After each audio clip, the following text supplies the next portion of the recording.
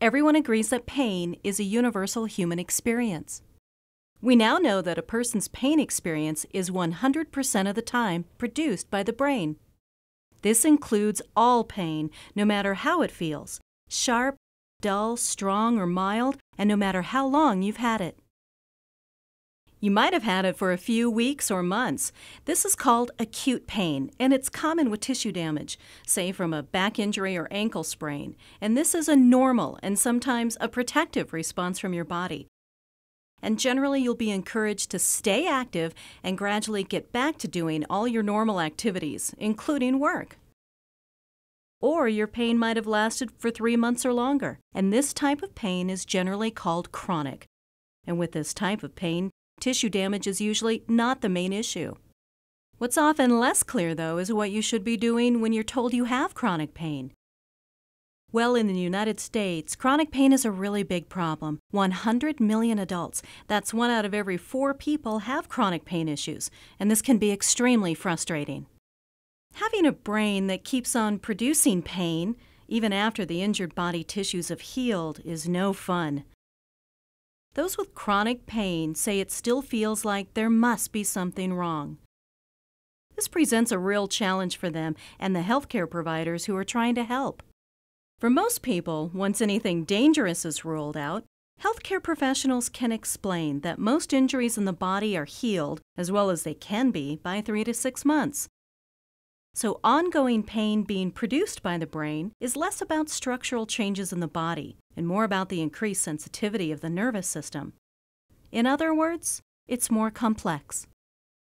Well, to try and figure out what's going on, you need to see how you might retrain the brain and nervous system. To do this, it's helpful to look at many of the things that affect the nervous system and may be contributing to your individual pain experience. What can help is to look at chronic pain from a broad perspective, and by using a structured approach and a plan, it's less likely that anything important will be missed. Let's begin with the medical side. Your healthcare providers will likely ask you to rate your pain level on a 0 to 10 scale. While it's natural to focus on getting your pain as close to 0 as possible, it's equally important to pay attention to how your pain and the treatments used to manage your pain affect your function and things like mood, stress, sleep, and activity. Initially, taking medications, as directed by your healthcare provider, can help, and then usually they can be tapered and eventually stopped. However, it is usually the more active approaches that are necessary to retrain the brain, so your healthcare provider might recommend you also try other complementary treatments for your pain, things that might help keep you moving, such as physical therapy, acupuncture, yoga, or massage. Some people feel that surgery might be the solution for their pain, but when it comes to a complex problem like chronic pain, surgery is usually not the first answer. It's best to talk to your primary care provider to consider everything that could be contributing to your pain and what treatments are best for you. Next, it's also helpful to consider how your thoughts and emotions affect your nervous system. Pain really impacts on people's lives, and this can have a big effect on your mood and stress levels. All those thoughts and beliefs are brain impulses too, but you can learn ways to reduce stress and wind down the nervous system. This helps with your emotional well-being and can reduce pain as well. The third area to consider is the role of diet and lifestyle. Now, it turns out that our modern lifestyle might not be so good for us. In fact, what we eat and how we live may really be contributing to a sensitized nervous system. Looking at all the things, like smoking, nutrition, alcohol, and activity levels, and seeing if there are any issues is a good beginning, and these things can go on your plan. Then, there's often enormous value in exploring the deeper meaning of your pain and the surrounding personal story.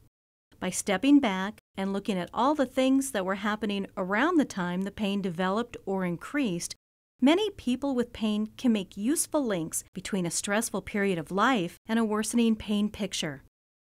For many, recognizing deeper emotions can be part of the healing process.